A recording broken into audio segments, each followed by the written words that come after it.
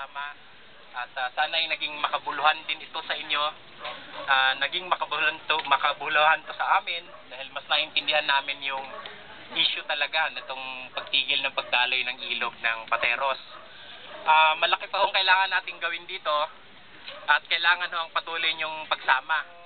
So ang participation nyo ngayon, sana ay isa lang sa marami pang participation. Hindi kumbinsido yung ating gobyerno, bagaman marami sa gobyerno na sa Pateros, including yung leader daw dito sa barangay. Ang pagkakaunawa ko ay talagang gustong tanggalin yan. Makikita nyo naman yung pinagkaiba, no? Yung kulay lang ng tubig. Dito brown, pagdating dito itim. 20 meters daw yan, ngayon bali 4 meters na lang yung bukas. Tapos hindi mo nga talaga makitaan, mukhang konto mukhang engineering foul up ito kasi napakaliit naman niya para lagyan ng floodgate at meron naman nito. Tapos ang epekto nito, nararamdaman nyo lahat, amoy, dumi, sakit. Bakit hindi ito mapatanggal? At marami pa ho kailangan gawin para mapatanggal ito. At sana itong pagsama ninyo dito ay una lang sa marami pang pagkakataon.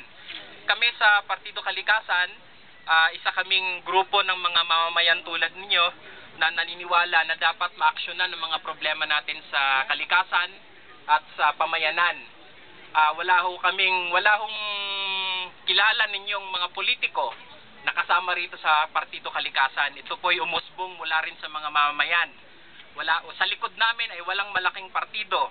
Sana ay mabago ninyo, mabura ninyo ang pananaw sa ganitong tingin sa partido.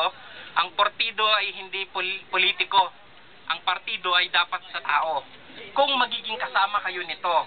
So ang panawagan namin, hindi lang na sumama kayo sa mga susunod pang proseso nito, sana mapag-isip-isip ninyo, mapagnilay-nilayan ninyo, may iba pang uri ng pamumulitika. At itong bagong uri ng pamumulitika ay hindi trapo. Ito yung magdudulot talaga ng kasagutan sa ating mga problema.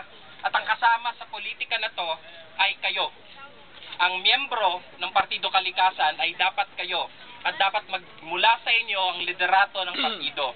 Tinatayo pa lang ang partido politikal dito sa Pateros na magsusulong ng Partido Kalikasan.